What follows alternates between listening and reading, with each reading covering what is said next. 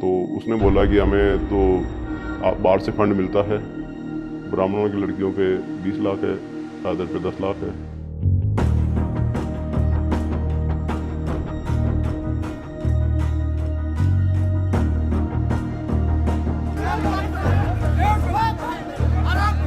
इन लोगों को फंडिंग कहाँ से होती है उसको पता करके उन फंडिंग वालों को भी पकड़ो। अजमेर ब्लैकमेल कांड जो 1992 में हुआ था कि वो एक बहुत बड़े स्तर का ब्लैकमेल कांड था। एक ही लड़की के साथ दो तीन लोगों ने एक ही समय में रेप किया। और लड़कियां घबराई हुई थी। हाँ, आपको रोजा रखना है, बुर्का कैसे पहनते वो भी सिखाएंगे। बात हो रही है कि मस्जिद में लेके लड़कियों को जाते थे। पहले बात तो हमारे मस्जिद में लड़कियां जाना जायज ही नहीं है। आरोप है वो बिल्कुल बेबुनियाद आरोप है, और अगर ऐसा कुछ है तो हमें भी प्रूफ करके बताओ। बयान में भी उस लड़की ने नाम लिया कि जे भी इनका दोस्त था, तो जे कहाँ है? तुरंत न्याय मिलना चाहिए हमारी विजयनगर की बेटियों को, नहीं तो हम इस आंदोलन को और जोरदार करेंगे। 16 फरवरी 2025 को राजस्थान के ब्यावर के विजयनगर में एक एफआईआर दर्ज होती है। इस एफआईआर में 5 लड़कियां आरोप लगाती हैं कि उनके साथ ब्लैकमेलिंग हुई, यौन शोषण हुआ और साथ ही साथ उन्हें धर्मांतरण के लिए भी कहा गया।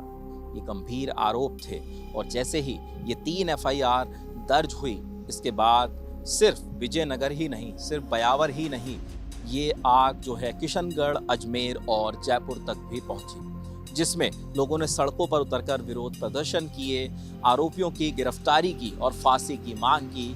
पूरे मामले की क्या सच्चाई है, क्या फाइनल रिपोर्ट है, विजयनगर में आखिर क्या हुआ, क्या इस केस में कुछ राजनीतिक संगठनों के भी हाथ हैं, क्या कुछ राजनेता भी इस केस से जुड़े हैं, क्या ये केस उतना नहीं है जितना नजर आ रहा है, इन तमाम पहलुओं की जांच करने के लिए मैं और मेरे साथी राशिद इस वक्त विजयनगर में ग्राउंड पर मौजूद हैं। हम आपको उन तमाम सवालों के जवाब देने की कोशिश करेंगे जो आप इस केस में जानना चाहते हैं।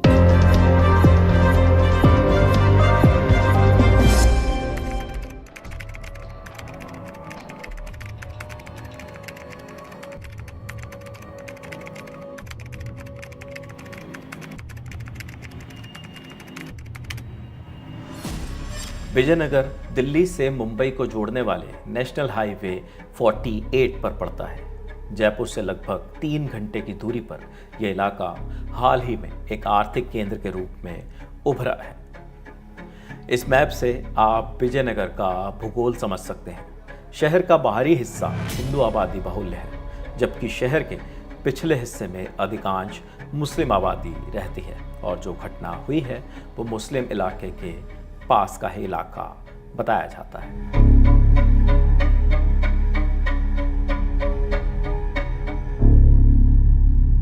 विजयनगर के इसी इलाके में एक स्कूल है, श्री स्वाति चिल्ड्रन एकेडमी। इस स्कूल में 10वीं कक्षा तक के छात्र छात्राएं पढ़ते हैं। इस केस में आरोप लगाने वाली सभी छात्राएं इसी स्कूल से बताई जा रही हैं, जो कि इसी इलाके से आया जाया करती थी। आरोप है कि यहीं पर कुछ लड़कों ने इन्हें मोबाइल जैसी चीजें देकर अपने जाल में फंसाया और बाद में उनके साथ जबरन शारीरिक संबंध बनाने, सहेलियों के साथ शारीरिक संबंध बनवाने और धर्मांतरण से जुड़ी कुछ चीजें करने का दबाव बनाया। ये जो प्रकरण है, इसमें 3 प्रकरण दर्ज किए गए हैं। जो 16 तारीख को हमारे पास परिजन और पीड़िताएं आई थी, उनके द्वारा प्रकरण दर्ज कराए। 16 तारीख को हमारे पास ये दर्ज हो चुके हैं। 16 तारीख को पहली एफआईआर, 16 फरवरी को पहली एफआईआर दर्ज की गई। तीनों एफआईआर उसी दिन दर्ज की गई। जो भी अनुसंधान का प्रोसीजर है, पोक्सो के अंदर ये हुआ था, इसकी एसओपी है। पीड़िताओं के बयान लिए गए और उनके जो मेडिकल करवाए गए, उनके 164 के बयान लिए गए हैं। उसके बाद जो भी एविडेंसेस आए हैं, उनके बेसिस पे जो भी आरोपी हैं उनकी गिरफ्तारियां की गई है। 16 फरवरी को इस केस में पहली एफआईआर दर्ज की गई, जबकि 17 फरवरी 2025 तक पुलिस ने 5 आरोपियों को गिरफ्तार और 2 नाबालिगों को डिटेन कर लिया। इस घटना के सामने आते ही अजमेर से लेकर विजयनगर तक राज्य के अलग अलग जिलों में प्रोटेस्ट शुरू हो गए।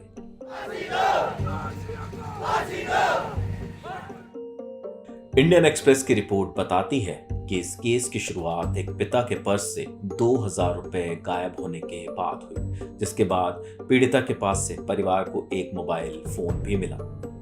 पूरे घटनाक्रम को समझने के लिए हम पीड़िता के परिजनों से मिले। सुनिए उन्होंने हमें क्या बताया। एक दिन क्या है कि बच्ची एक मोबाइल पे ऊपर बात कर रही थी, तो उससे बात की तो उसको बोला कि ये मोबाइल कहाँ से आया, तो वो घबरा गई और उसने वो मोबाइल काट दिया, फ़ोन काट दिया। काटने के बाद में हमने फिर उससे पूछताछ की तो उसने कुछ नहीं बताया। फिर उसी मोबाइल पे उस बच्चे के कम से कम 10-20 फ़ोन आए थे। हमने उस बच्चे को जाल में फंसाने के लिए उस बच्ची के माध्यम से ही फ़ोन किया कि भाई उसको किसी एकांत में बुला। तो वो लड़का क्या कि एकांत में आया। एकांत में आया तो जैसे वो आया और हमारे दोस्तों के माध्यम से हमने उसको पकड़ लिया। पकड़ने के बाद में उससे पूछताछ की तो उसने बोला कि हमें तो बाहर से फंड मिलता है, ब्राह्मणों की लड़कियों पे 20 लाख है, अदर पे 10 लाख है। ये जैसे ये बात हमारे सामने आई, फिर हमने सोचा कि इसको पुलिस में देना वाजिब है। ये जानकारी कैसे आई आपके पास कि कलमा रोज़ा पढ़ने वाली बात बच्चियों से कही गई? धीरे धीरे जब बच्चियों से हमने पूछा क्या, तो धीरे धीरे कि भाई उन्होंने ये भी हमें बोला है। आपकी बच्ची से कहा ऐसा? मेरी बच्ची नहीं, और एक छोटे वाले भाई की बच्ची है तो उसको भी बोला था क्या, उससे बोला, और एक अन्य लड़की है उससे भी बात की। लड़कियां बता रही थी कि आप निश्चिंत रहो, अपने शादी हो जाएगी, हमारे कुछ ऐसे है एजेंट, वो एजेंट आपको शादी करवा देंगे, क्या आपको टेंशन लेने की जरूरत नहीं है। फोटो वीडियो का जिक्र आया तो केस में 2 कैफे का नाम भी सामने आया, कैफे चिल आउट और पिज्जा बस्ट। ये दोनों विजयनगर में ही हैं। आरोप है कि इन्हीं कैफेज में आरोपी पीड़िता को ले जाते थे और यहाँ पर भी फोटोज और वीडियोस बनाने के आरोप हैं। कैफे के मालिक श्रवण जाट और सावरमल को भी अन्य आरोपियों के साथ जेल भेजा गया है। प्रशासन ने इनमें से 2 कैफेज को सील कर दिया है और बुलडोजर कार्रवाई भी की है। इस केस में एक पक्ष पीड़ित परिवारों का है जबकि एक पक्ष आरोपियों का भी है। इस केस में शामिल अधिकांश आरोपी हमाली, वेल्डिंग और पेंटिंग जैसे काम करते हैं, जबकि एक आरोपी हकीम कुरैशी राजनगर वार्ड से 2 बार निर्दलीय पूर्व पार्षद रहा है। रेहान नाम है, आशिक नाम आया, अमान नाम आया, सोहेल, जावेद, ये 5 भाई है। और वो लड़की भी हमारे ज़्यादा दूर की है नहीं, एक गली छोड़ के उसका घर है, तो वो सबको जानती है। और सोहेल पहले बात कर रखी है, तो आप पता होता ही है, मोस्टली अपन जब बात करते तो अपने को फैमिली के बारे में पता होता ही है, तो वही चीज़ हुई है। पहले से जानकारी थी उन्हें भी परिवार के बारे में? जानते हैं ना, वो तो उसके जो मामा है वो मेरे चाचा के दोस्त है। और जब 1 महीने पहले उसके चाचा ने खुद ने ना मेरे चाचा को कॉल करके बोला है कि भाई ना मतलब ऐसे बात वगैरह करते थे, तो उसके मामा को भी पता चला है। तो उसके मामा ने मेरे चाचा को कॉल किया है कि भाई देख, अपने घर का मामला है, इसलिए मैं भी बोल रहा हूँ, मैं भी मेरी बेटी को संभाल लूँगा और तू भी तेरे बेटे को संभालना। मतलब अगर मेरी बच्ची का कॉल आया आगे से तो मेरे को बता देना। तो इस बारे में हमें भी पता नहीं था। चाचा ने बोला तो चाचा ने उसको समझा दिया कि भाई आज तो हो गई, आज के बाद नहीं होनी चाहिए। तो क्या कि भाई चाचा, मैंने फर्स्ट बार ही किसी से बात की है, ठीक है, अब से नहीं होगी। फिर उसके बाद में उसका जो क्लोज़ फ्रेंड है, हमें उसके बाद में नहीं पता था कि वो वापस वो बात कर रही है या फिर वो भी बात कर रहा है। इस मामले में हमें इस चीज़ के बारे में नहीं पता था। आरोपी के परिवार इस पूरे मामले में तीसरे की सहभागिता का भी आरोप लगा रहे हैं। वो एक म्यूचुअल फ्रेंड जय का नाम लेते हैं। फिर बाद में जब पुलिस लेके गई ना उसको, तो उसका जो क्लोज़ फ्रेंड है वो जय है। तो मैंने उससे बात की तो क्या हुआ कि उसने बताया हमें कि ना वो लड़की मतलब ऐसे रोने वगैरह लग गई थी कि आप मेरे से बात क्यों नहीं कर रहे हो। और मेरे चाचा ने मतलब मेरे मामा ने से आपको बोल दिया तो आप मेरे से बात करना छोड़ दोगे, मतलब ये सब बातें हुई है। उसने बात करना मतलब छोड़ दिया था, फिर उसने रोक के ऐसे कॉल वगैरह किया है। ये चीज़ें हमें उसके फ्रेंड से ही पता चली है। जय कौन है? जय इसका फ्रेंड है, सोहेल का बेस्ट फ्रेंड है। उसने नाम भी लिया है, लेकिन अभी तक उसका कोई नाम ओपन नहीं हुआ। भाई हमारी सच्चाई तो ये, हमारा बच्चा इस माहौल में नहीं है बिल्कुल भाई, और है तो उसको सजा दे। फ़ोन की हमारा मोटर है मीटर है, जैसे लड़के ने फ़ोन दिया उसको जाकर बोला उस लड़की को दिया, वो जाके फ़ोन दिया या उसके बाद में बच्चे का कोई पता ही नहीं है हमारा। पहले से आप लोग जानते थे उन परिवारों को या उन बच्चियों को? ये गलत बात है ना, तो अपन ने बच्चों को आज तक देखी। हाँ, उनको परिवार को कोई इक्के दुक्के को हम जानते हैं पुराने ज़माने से, बाकी बच्चों को आज तक अपन ने साइकिल भी नहीं देखी और कहाँ स्कूल पढ़ने जाती है कहाँ आती ये भी हमने नहीं देखा है आज तक। हम किसको जानते हैं कौन सी बच्ची किसकी है या किसकी है? जैसे हमारी बच्ची है वो उनकी बच्ची है। बात हो रही कि मस्जिद में लेके लड़कियों को जाते थे, पहले बात तो हमारे मस्जिद में लड़कियां जाना जायज़ ही नहीं है, तो ये बात उड़ी कैसे है कि कलमे की बात है। कलमे हमारे भाइयों तक को कलमे नहीं आते थे, यहाँ तक कि हमें खुद को उन्होंने ये नहीं बोला कि तुम बुर्का पहनो। बुर्का पहनाने की बात हो रही, कभी हमको हमारे भाई ने नहीं बोला कि तुम बुर्का पहनो, तुम कलमे पढ़ो, तुम ये करो वो करो, कभी हमें तक टॉर्चर नहीं करा उन्होंने, तो उस लड़कियों को कैसे टॉर्चर कर सकते हैं ये? हकीम कुरैशी को आप लोग पहले से जानते थे? आप पुराने जमाने से जानते हैं, पहले पार्षद था, आज के 15 साल पहले पार्षद था, वही बीजेपी के राज था, ये चेयरमैन साहब थे और वही पार्षद था। उसी टाइम कब्रिस्तान का काम चला था और अभी भी वही हो रहा है। और ऐसा आदमी नहीं है हकीम जैसे सोच रहे ना गिरोह का ये गलत है। खूब सारे का भला करा उसने, राजनगर चौरा राजनगर इस कब्रिस्तान का सब चीज़ का उसने भला करा, आज उसके ऊपर इंजाम लगा रही है। हालांकि हकीम कुरैशी को लेकर पुलिस का कहना है कि वो पुराना हिस्ट्री शीटर है। जितने भी जो आरोपी पकड़े गए हैं अभी तक, जिन्हें जेल भी भेजा जा चुका है, क्या उनमें से किसी का कोई पुराना क्रिमिनल रिकॉर्ड हमारे सामने आया है या हाकिम कुरैशी का कोई पुराना क्रिमिनल रिकॉर्ड है? हाँ, हाकिम कुरैशी का पुराना क्रिमिनल रिकॉर्ड है हमारे पास। किस तरीके की धाराएं या किस मामलों में है? कुछ प्रकरण है उसके खिलाफ। और बाकी जो आरोपी हैं जिन्हें पकड़ा गया है उनमें कोई इस तरह का कोई प्रकरण अभी तक सामने आया नहीं। क्योंकि जो पार्षद है उसके बारे में कहा जाता है कि वो समुदाय में बहुत घुल मिल कर रहता है और वहाँ जो विजयनगर का जो वो इलाका है वो मुस्लिम बाहुल्य भी है और उसमें हिंदू वोटर भी बहुत बड़ी तादाद में है, तो दोनों समाज के वोट के बाद भी वो जीतता है। तो इसमें कहा जा सकता है कि वो उसके पीछे कुछ राजनीतिक कारण भी रहे हों। और उसका क्या है कि उसके बारे में ये भी कहा जाता है कि वो हिंदू समाज के हर कार्यक्रम में भाग लेता, चाहे वो भजन का कार्यक्रम हो, चाहे जागरण का कार्यक्रम हो, किसी भी तरह का कार्यक्रम हो, मंदिरों में भी वो बहुत श्रद्धा के साथ जाता है। तो उसके साथ इस तरह की घटना ये जरूर इसमें अंदेशा लग रहा है। केस के सामने आने के बाद सिर्फ विजयनगर ही नहीं, भीलवाड़ा, किशनगढ़, अजमेर, प्रतापगढ़ जैसे कई अन्य अलग अलग जिलों में भी इस घटना के खिलाफ बंद बुलाया गया और विरोध प्रदर्शन किए गए। प्रशासन शीघ्र प्रस्थान करे, तभी हम सब लोगों को शांति मिलेगी।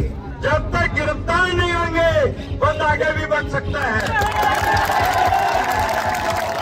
हमारी मांग है कि जो जिन बेटियों के साथ, नाबालिग बेटियों के साथ दुराचार हुआ, यौन शोषण हुआ है, उनके लिए सीबीआई की जांच हो और एसआईटी का गठन हो और तुरंत न्याय मिले। पहले जो अजमेर में न्याय मिला था 32 साल का, वो नहीं, तुरंत न्याय मिलना चाहिए हमारी विजयनगर की बेटियों को, नहीं तो हम इस आंदोलन को और जोरदार करेंगे। जांच सीबीआई से जांच होनी चाहिए, मामला फास्ट ट्रैक में जाना चाहिए और जितना जल्दी हो ये देश के लिए मिसाल बने। विजयनगर की धरती से ये मैसेज पूरे भारत में जाना चाहिए और ये हिंदू सनातन संस्कृति के साथ, ये ब्राह्मण एकता की बात नहीं है, ये पूरे हिंदू धर्म सनातन की बात है। हमारी बहन बेटियों की तरफ कोई जिहादी मानसिकता हो उसे तुरंत फांसी पे लटका देना चाहिए। गत दिनों घटनाएं हुई जिसके कारण से स्कूल की छोटी छोटी बालिकाओं के साथ जो बलात्कार, रेप, छेड़छाड़ जैसे आरोप लगे और उस पर फिर पुलिस ने कार्रवाई की। इन लोगों को फंडिंग कहाँ से होती है उसको पता करके उन फंडिंग वालों को भी पकड़ो और जो इनके अवैध निर्माण हैं उस पर भी कार्रवाई करो। ऐसी आशंका है कि और भी कई बच्चियां हैं जो सामने नहीं आ पा रही। हमने निर्देश दिया है कि आगामी 1 माह तक स्कूलों में शिकायत पेटी रखवाई जाए और प्रतिदिन उन शिकायत पेटियों में से जो शिकायत प्राप्त हो उन पर जांच की जाए। इस केस में आरोपियों की गिरफ्तारी के बाद राजस्थान नगर पालिका अधिनियम की धारा 194 और 245 के कथित उल्लंघन के लिए 20 फरवरी 2025 को सभी आरोपियों को ध्वस्तीकरण का नोटिस दिया गया। इस संबंध में शहर के राजनगर क्षेत्र में स्थित जामा मस्जिद के प्रशासन को भी एक नोटिस जारी किया गया, जिसमें उनसे 3 दिन के अंदर मस्जिद के प्रमाण से संबंधित दस्तावेज उपलब्ध कराने के लिए कहा गया। हालांकि आरोपी रेहान के अवैध निर्माण के अलावा अन्य किसी भी आरोपी के घर पर ये कार्रवाई नहीं हुई, जबकि 7 मार्च 2025 को राजस्थान हाई कोर्ट ने यौन उत्पीड़न के आरोपियों के खिलाफ बुलडोजर कार्रवाई पर रोक लगा दी है। और नाजायज़ हमारे यहाँ पे जो विजयनगर में जो भाईचारा है उसको गलत तरीके से भड़काया नहीं जाए। जो ये हमारे को नोटिस दिए जा रहे हैं घर तोड़ने के, तो जो मुजरिम है, जो वास्तव में कोर्ट जिन्हों को मुजरिम साबित कर देगा, तो आप उनका घर तोड़िए, कुछ भी कीजिए। अब ये मस्जिद मदरसे इन्हों के नोटिस आ रहे हैं, तो ये क्या चीज़ है? किस तरीके के नोटिस आ रहे हैं और कब मिला आपको नोटिस? सर ये सभी मस्जिदों को भेजे गए नोटिस। अच्छा, एक जामा मस्जिद को भी भेजा गया है सारी, और कब्रिस्तान हमारा जो कब्रिस्तान है उसको भी ताला लगा दिया गया। कार्रवाई बड़ी अच्छी तरीके से करी थी पहले दिन जब ये मामला सामने आया, और आम मुस्लिम समाज, पूरा मुस्लिम समाज कभी भी किसी भी आरोपी के समर्थन में नहीं खड़ा था। लेकिन जो माहौल बनाया जा रहा है, जो मुसलमानों को इस मैटर के अंदर मतलब दिखाया जा रहा है कि मुसलमान जिहादी है, मुसलमान मतलब क्या है कि लव जिहाद, धर्मांतरण, यहाँ तक के मस्जिदों का और नाम भी लिया जा रहा है, लेकिन ये सब झूठी बातें हैं, गलत बातें हैं। आज तक विजयनगर का इतिहास रहा है कि मतलब कभी हिंदू मुस्लिम नहीं हुआ। बाकी कुछ लोग ऐसे हैं यहाँ के विजयनगर में, जो राजनगर में ख़ास तौर पे कुछ लोग ऐसे हैं कि मतलब यहाँ चाहते हैं कि यहाँ जातिवाद हो, या मतलब हिंदू मुस्लिम हो, या एक दूसरे को पसंद करना नहीं चाहते हैं। कुछ लोग ऐसे हैं। पीड़ित पक्ष इस केस में धर्मांतरण के लिए दबाव, यौन शोषण और ब्लैकमेलिंग के आरोप लगा रहा है। वहीं आरोपी के परिवार वाले इस केस में लड़के और लड़की के बीच पहले से जान पहचान होने की बात कबूल रहा है। तो फिर खबरों में क्यों ये आरोप लग रहे हैं कि इस केस में धर्मांतरण का भी एक एंगल है? समझने के लिए 33 साल पीछे अजमेर जाना होगा।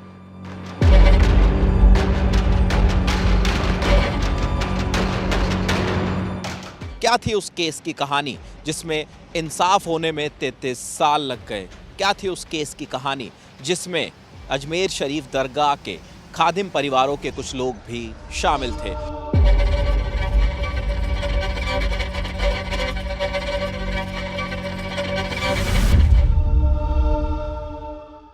उन्नीस सौ 90 के दशक में अजमेर के सावित्री स्कूल और सोफिया स्कूल में पढ़ने वाली लड़कियों को फार्म हाउस पर बुलाकर उनके साथ रेप करने का मामला सामने आया, जिसमें अजमेर शरीफ दरगाह के चिश्ती परिवार के लोगों के नाम भी शामिल थे। इन लड़कियों को निशाना बनाने के लिए गैंग मेंबर्स ब्लैकमेल किया करते और ये ब्लैकमेलिंग अश्लील तस्वीरों के जरिए हुआ करती थी। उस वक्त इस केस का खुलासा पत्रकार संतोष गुप्ता ने किया, जिन्होंने नवज्योति अखबार में इस खबर को तस्वीरों के साथ छापने की हिम्मत दिखाई।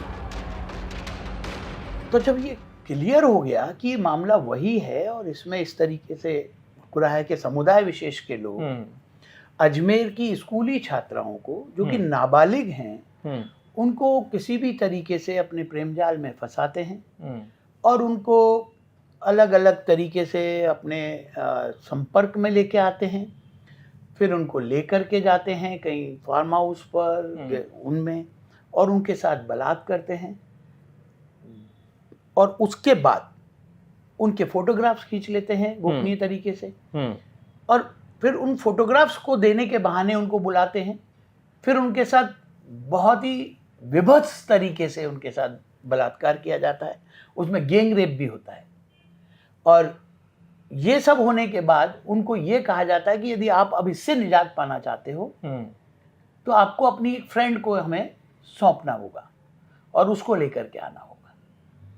तो इस तरीके से एक लड़की जो खुद उनके चंगुल में फंस गई है, वो दूसरी लड़की को लेके जाती है, उसके साथ फिर उसी तरीके की हरकत होती है, फिर वो तीसरी को लेके जाती है और चौथी को लेके जाती है, और वरना वही आरोप। ऐसी कितनी लड़कियां थी उस वक्त उस केस में जिनका नाम सामने आया? उस समय में सैकड़ों लड़कियों की बात हुई थी। इनमें से कुछ मुलजिम ऐसे थे, वो एक रील लेकर के अजमेर कलर लैब पर पहुंचे। जी, क्लियर? अजमेर कलर लैब उस समय, अब हमारे दर्शकों को भी एक बार बता दें कि अजमेर कलर लैब, भरोसा कलर लैब, ये वो दो लैब्स थी जहां पर उन नेगेटिव्स को, और उस दौर में जो वो कैमरास होते थे उनकी जो नेगेटिव होती थी उनकी रील्स धुलवाई गई और फिर वो तस्वीरें वहाँ से निकली, जिसे बाद में संतोष जी ने अपने अखबार में भी छापा। जी, वो जब उन्होंने वहाँ धुलने दी तो वहाँ पर मतलब हरीश तोलानी करके एक मैनेजर होता था, उस हरीश तोलानी मैनेजर को उस कलर लैब का एक जो संचालक था, जिसे कहते हैं ना ऑनर डायरेक्टर या जो भी है, तो वो वन ऑफ द पार्टनर था उसका, उसने वो रील धोने के लिए हरीश तोलानी को दी थी। हरीश तोलानी ने वो रील धोने के लिए अपने डेवलपर को पुरुषोत्तम उर्फ वैसली उर्फ बबना करके उसके हाथ में सौंप दी। जब उसने वो रील को डेवलप किया और डेवलप करके उसने देखा तो वो शॉक्ड था। उसको लगा कि ये तो बहुत बड़ा मामला है।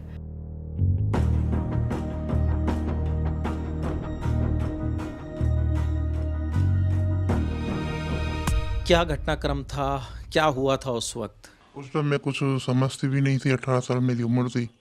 मेरी तबीयत खराब हो गई तो हम जारा देने जा रहे थे किशनगंज मेरी मम्मी के साथ। तो मेरे हाथ में टेप था तो उन्होंने बोला मेरे को 2 केसें सुनने के लिए दे। तो उधर 4, 5, 6 जने 7 जने, उनका गेप ही था। पहले पिलान लगा के बिट्टे थे, फिर मेरा हाथ बांध दिए, मुंह बांध दिया, टांगे पकड़ ली, फिर मेरे से गलत करा, फिर मेरी नंगी फोटो भी निकाली। तो फिर मेरे को डराया, धमकाया, बोला तुम्हारे भाइयों से बात करेगी तो कटार से ख़त्म कर देंगे। भाई वो नफ़ी चिश्ती ये और लड़कियों को लेके जाता, फिर उनकी सहेलियों को बोलता था भाई सहेलियों को बुलाओ, तो ऐसे ब्लैक में लोग करता था जैसे नफ़ी चिश्ती ये सब जने। फिर शादी करी, फिर आदमी ने भी छोड़ दिया। फिर मेरी मम्मी को जब डेट में ना हुआ, फिर मेरे आदमी ने तलाक दे दिया। माँ का ही गम नहीं उतरा था, उन्होंने तलाक दे दिया 10 साल पहले। वो लड़का भी छीन लिया, 10 महीने का बच्चा दूध पीता था, उन्होंने ले लिया। अभी आपके साथ नहीं है वो लोग? नहीं, वो पाल पोस के उसकी दादी ने बड़ा करा। सिमिलैरिटी कितनी मानते हैं आप दोनों केसेस में? दोनों केस में सारी सिमिलरिटी है, सिर्फ 2-1 चीज़ों को छोड़ के। उस समय धर्मांतरण वाली जैसी बात कोई नहीं थी। किसी भी लड़की को ये शायद नहीं कहा गया कि साहब तू मस्जिद में जा, रोजे रख, कलमा पढ़ या इस तरीके का। उस वाले केस में और इस वाले केस में एक ये है कि यहाँ पर गैंगरेप नहीं हुआ अभी तक, ऐसी कोई सूचना नहीं है। उसमें तो गैंगरेप हुए, एक ही लड़की के साथ 2-2, 3-3 लोगों ने एक ही समय में रेप किया। अपन अगर उसके अजमेर का मामला देखें, अजमेर ब्लैकमेल कांड जो 1992 में हुआ था, वो एक अलग तरह की घटना थी। और उसमें क्या है, सारे के सारे जो आरोपी थे वो पैसे वाले थे और उसमें प्रभाव का इस्तेमाल हुआ था। उन बच्चियों को गैस सिलेंडर दिलाने के लिए, जो स्कूल कॉलेज में पढ़ने वाली लड़कियां, उनको टेलीफोन कनेक्शन दिलाने के लिए उस तरह से फंसाया गया था। और फिर उनके साथ में पूरा कि वो एक बहुत बड़े स्तर का ब्लैकमेल कांड था। लेकिन जो विजयनगर है वो अपन मानते हैं कि ब्लैकमेल तो हुआ इसमें, लेकिन ये बहुत छोटे स्तर का मामला है और इसको उस कांड से तो नहीं जोड़ के देखा जा सकता। हम वापस विजयनगर केस पर लौटे और पुलिस से आरोपियों के आपस में संबंध और अब तक हुई जांच के बारे में पूछा। इसमें अधिकांश जो लड़के पकड़े गए हैं, जिन लड़कों की गिरफ्तारियां हुई हैं, वो ज़्यादातर वेल्डिंग या पल्लेदारी इस तरीके के काम करने वाले हैं। फिर उनका जो निगम पार्षद हैं हाकिम कुरैशी, उनके साथ किस प्रकार से वो संपर्क में आए, उसके बारे में अनुसंधान चल रहा है। ये सभी लोकल ही हैं, जो पार्षद है वो भी यहीं के हैं और जो आरोपी है वो भी अधिकांश एक ही मोहल्ले के, एक ही कॉलोनी के। तो सभी एक दूसरे से संपर्क में रेगुलर। जिन पीड़िताओं के मेडिकल करवाए या जो भी जांच करवाई, क्या उसमें कोई नई जानकारी हमारे सामने आई है? वो सारा जो भी है हम कोर्ट में पेश करेंगे। वो सारी जो भी चीज़ें हैं, जो भी इन्वेस्टिगेशन का जो है प्रोसीजर, वो उसका SOP की पालना की जा रही। जो भी चीज़ें माननीय न्यायालय में टाइम टू टाइम पेश की जा रही। इस मामले को लेकर विरोध कर रहे लोग राज्य पुलिस से संतुष्ट नहीं है। उनकी मांग है कि जांच CBI को सौंपी जाए। इस पूरी गुत्थी को पत्रकारों से समझते हैं। तो लव जिहाद का जो आरोप लगा रहे हैं, उनको सबसे पहले तो ये सोचना चाहिए कि राजस्थान में अभी बीजेपी की सरकार है और भाजपा सरकार तो इस मुद्दे को लेके वो रहती है। तो CBI की जांच की या पुलिस की जांच पे सवाल उठाने का तो कोई मतलब भी नहीं, क्योंकि राजस्थान में अभी सरकार ने उस स्तर पे उसको ले रही है। बाकी जिस तरह से इसको विधानसभा में उठाना जाना चाहिए था मामले को, वो नहीं उठाया गया। इसमें सच्चाई है, न तो इसको प्रतिपक्ष ने इसको गंभीरता से लिया, न सत्ता पक्ष ने। और इसमें विधानसभा अध्यक्ष ने खुद ने पहल करके इसकी जांच का फैसला किया। तो ये सरकार पे ये तो सवाल उठाता है कि आपने सरकार कैसे भूल गई इस मामले को। धर्मांतरण का मामला राजस्थान में बिल्कुल है, उससे कोई नकारा नहीं जा सकता। क्योंकि जैसे बांसवाड़ा इलाका है, बांसवाड़ा इलाके में आज से 10 साल पहले तक 8 या 10 कोई आपकी जो चर्च हुआ करती थी, लेकिन आज उस इलाके में 200 से ज़्यादा चर्च है और गांव-गांव में, खेतों में भी चर्च खुल गए हैं। आप ये देखिए कि तो वहाँ धर्मांतरण हुआ है। आपका जो मेवात का इलाका है या भरतपुर का इलाका है, उस इलाके में भी धर्मांतरण की कुछ शिकायतें आती रहती हैं। लेकिन ये जो गांव है विजयनगर, वहाँ ये बताया जा रहा है धर्मांतरण, लेकिन जो मेरी कुछ लोगों से बात हुई है, उन्होंने ये कहा कि उन लड़कियों को जरूर ताबीज और ये चीज़ें दी गई थी जो आमतौर पर दरगाह में जो दीवान होते हैं या वो लोग होते हैं जो किसी बीमारी के लिए या इस तरह की चीज़ें दे देते हैं। और हमारे समाज में ये परंपरा रही है कि हिंदू परिवार भी अगर दरगाह में जा रहा है तो वहाँ कोई ताबीज़ दे रहा है तो उसको ले लेते हैं, उसको बांध लेते हैं। तो इस तरह का तो मामला मुझे अभी तक इसमें धर्मांतरण का बड़े स्तर पर तो नज़र नहीं आ रहा, लेकिन जो आरोप लगा रहे हैं वो किस बिना पे लगा रहे हैं, ये तो पुलिस की जांच का विषय है। विजयनगर में हमने उन तमाम दावों की पड़ताल करने की कोशिश की जो लगातार पिछले कई दिनों से मीडिया में बताए जा रहे हैं। हमने आरोपियों के परिजनों से बात करने की कोशिश की, हमने पीड़िता के परिजन से भी बात की और समझा कि उन्होंने क्या क्या आरोप लगाए। हमने इलाके के लोगों से भी बात की, हर समुदाय में जाकर हमने समझने की कोशिश की कि आखिर ये मामला कितना बड़ा है और कितना संगीन है। हमने इस मामले में पुलिस की भी जवाबदेही तय करने की कोशिश की, उनसे भी बातचीत की। हमें जो कुछ भी विजयनगर में नज़र आया, जो भी जानकारियां हमारे हाथ लगी, इस फाइनल रिपोर्ट के जरिए हम आप तक वो पहुंचा रहे हैं। इस पूरी रिपोर्ट में कैमरे के पीछे थे मेरे साथी राशिद, मेरा नाम है विपिन किराड़। लल्लन टॉप देखते रहिए। शुक्रिया।